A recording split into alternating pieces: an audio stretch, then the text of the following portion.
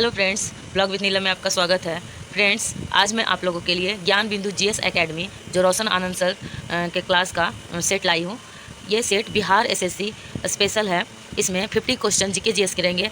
आप लोग ने बिहार एसएससी का सिलेबस देखा ही होगा। उसमें 50 क्वेश्चन जीके जीएस के, 50 क्वेश्चन रीजनिंग के और 50 क्वेश्चन में 25 के मैथ और 25 के साइंस के क्वेश्चन रहेंगे। तो ये जो 50 क्वेश्चन का सेट है ये बहुत ही इंपॉर्टेंट होने वाला है एग्जाम की दृष्टि से। यह सेट सिर्फ बिहार एसएससी के लिए नहीं बल्कि यह सेट जो ग्रुप डी का एग्ज़ाम आने वाला है उसके लिए भी ज़रूरी है। और भी एग्ज़ाम जैसे एमटीएस, सीएचएसएल और भी एग्ज़ाम है, उस सभी एग्ज़ामों के लिए यह सेट बहुत इंपॉर्टेंट है। तो चलिए आज हम लोग सेट लगाते हैं और देखिए आपके कितने मार्क्स आ रहे हैं। और भी इस तरह के सेट चाहिए तो हमारे चैनल को सब्सक्राइब करें और कमेंट करें, ठीक है। चलिए आज सेट बनाते हैं। पहला क्वेश्चन है, पैमाने की खोज ने यह सिद्ध कर दिया कि सिंधु घाटी के लोग माप और तौल से प्रचलित थे। यह खोज कहाँ पर हुई?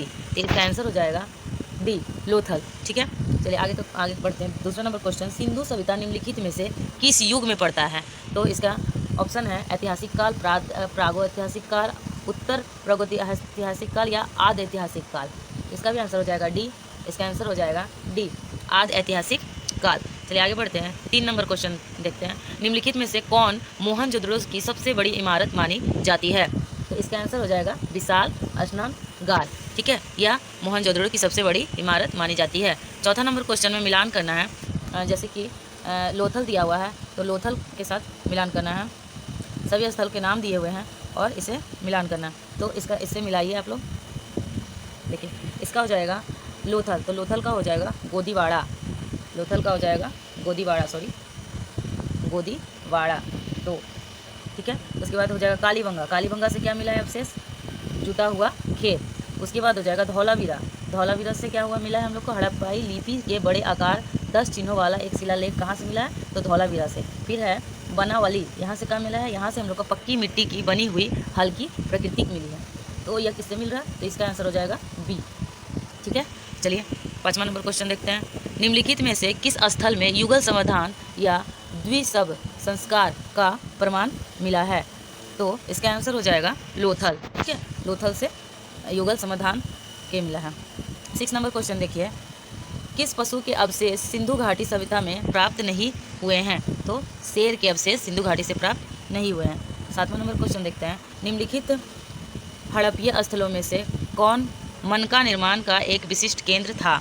इसका आंसर हो जाएगा ए, लोथल, ठीक है। आगे बढ़ते हैं। 8 नंबर, न्याय दर्शन को प्रचलित किया था। न्याय दर्शन को किसने प्रचलित किया था? तो इसका आंसर हो जाएगा बी, गौतम बुद्ध ने। गौतम ने, यहाँ गौतम लिखा हुआ है, ठीक है। 9 नंबर क्वेश्चन देखते हैं। किस वेद में जादुई माया और वशीकरण का वर्णन है?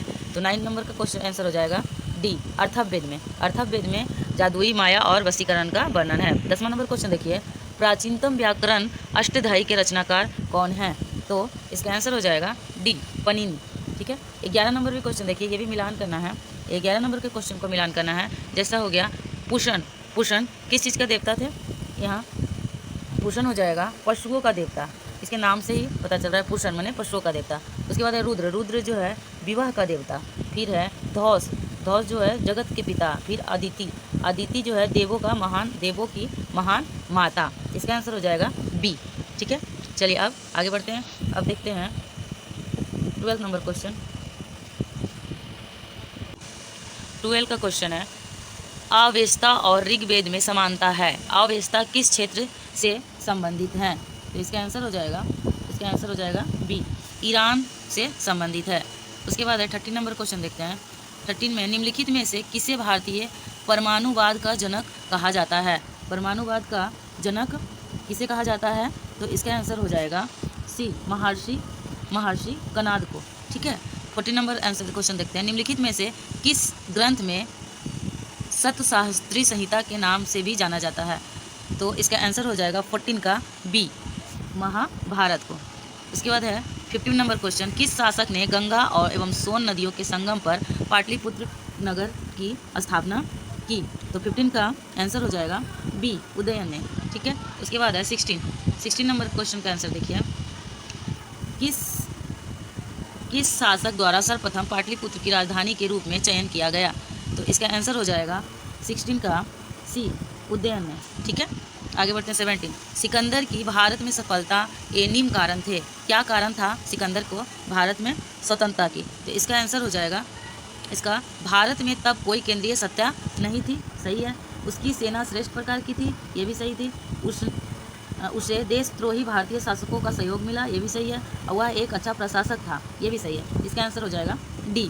ठीक है, इसका आंसर हो जाएगा डी। अब 18 नंबर देखते हैं। निम्न राजाओं पर विचार कीजिए। निम्न राजाओं पर जो बुद्ध के समकालीन थे, कौन कौन बुद्ध के समकालीन थे? तो इसका आंसर हो जाएगा अजातशत्रु और प्रसेनजीत। ठीक है, प्रसेनजीत और अजातशत्रु जो है वो बुद्ध भगवान के समकालीन थे।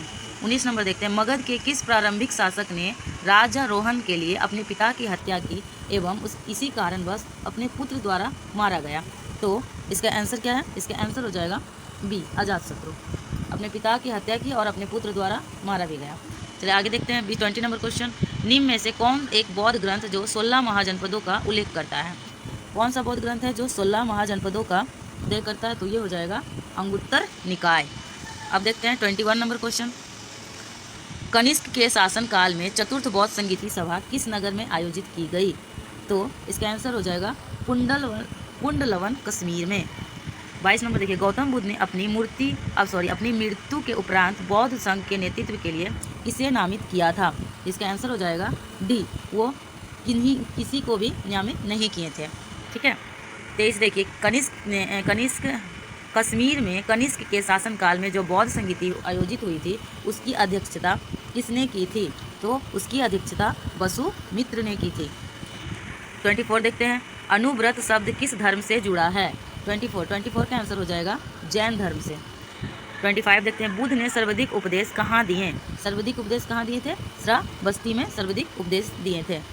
ठीक है, और सबसे पहला उपदेश कहाँ दिए थे? तो राजगृह में। बौद्ध धर्म में त्रिरत्न क्या इंगित करता है? तो इसका आंसर हो जाएगा सी, बौद्ध, धम्म और संघ। ठीक है, 27 देखिए। निम्नलिखित में से कौन सा बौद्ध पवित्र स्थल निरंजना नदी पर स्थित था? तो इसका आंसर हो जाएगा ए, बोध गया। ठीक है, आगे बढ़ते हैं। अशोकराम विहार निम्नलिखित में से किस स्थान पर स्थित है? तो ये कहाँ स्थित है? यह पाटलिपुत्र में स्थित है।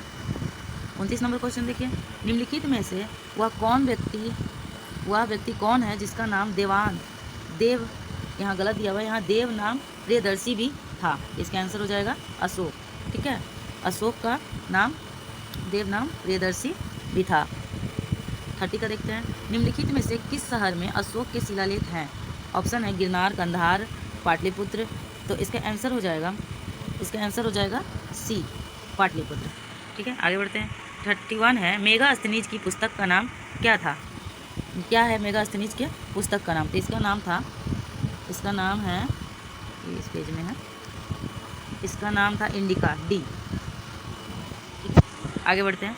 32 कौटिल्य के अर्थशास्त्र में किसे पहलू पर प्रकाश डाला गया है? तो 32 का आंसर हो जाएगा बी, राजनीतिक नीतियां पर पहलू डाला गया है। 33 देखिए। किस अभिलेख से यह साबित होता है कि चंद्रगुप्त का प्रभाव पश्चिम भारत तक फैला हुआ था? किससे साबित होता है? इसका आंसर हो जाएगा सी, रुद्रदमन के जूनागढ़ अभिलेख से। 34 देखिए। प्रथम भारतीय साम्राज्य स्थापित किया गया कहाँ, किसके द्वारा किया गया? तो इसका आंसर हो जाएगा 34 का सी, चंद्रगुप्त मौर्य द्वारा प्रथम भारतीय साम्राज्य स्थापित किया गया।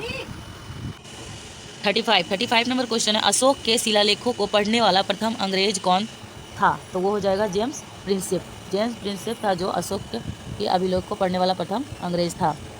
36 नंबर क्वेश्चन देखते हैं। अशोक के जो शिलालेख संगम राज के बारे में हमें बताते हैं उनमें शामिल है, उनमें कौन सा शामिल है? तो दूसरा और 13वां शिलालेख जो है वो संगम राज्य के बारे में हमें बताता है। ठीक है, 37 देखिए। निम्नलिखित में से किस राजादेश में अशोक के व्यक्तित्व के नाम का उल्लेख मिलता है? तो 37 का आंसर हो जाएगा मास्की अभिलेख में। आंसर हो जाएगा इसका डी। 38 नंबर देखिए क्वेश्चन। मौर्य काल में सीता से तात्पर्य है? सीता से मौर्य काल में क्या तात्पर्य है? तो इसका आंसर हो जाएगा राजकीय भूमि से प्राप्त आय जो है उसे सीता से तात्पर्य है उसका। ठीक है, 39 का हो जाएगा। अशोक के मनसेहरा पाकिस्तान एवं शहबाजगढ़ी पाकिस्तान से प्राप्त बृहद शिलालेखों में किस लिपि का प्रयोग किया गया है? तो इसका आंसर हो जाएगा खोरष्टी लिपि का प्रयोग किया गया है। उसके बाद आ जाएगा 40 नंबर क्वेश्चन। अशोक का समकालीन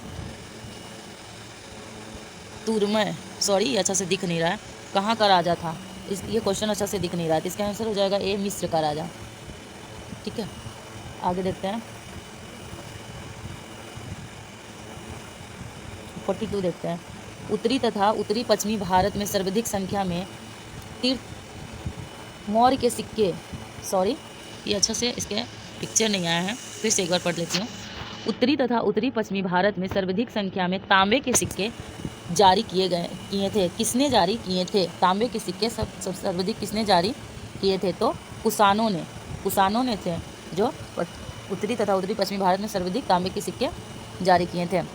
उसके बाद आ जाएगा 43 का है संगम युग में, जो संगम युग में क्या लिखा हुआ है, इसका आंसर कुछ समझ में नहीं आ रहा है, पिक्चर ही अच्छा से नहीं आया है इसका।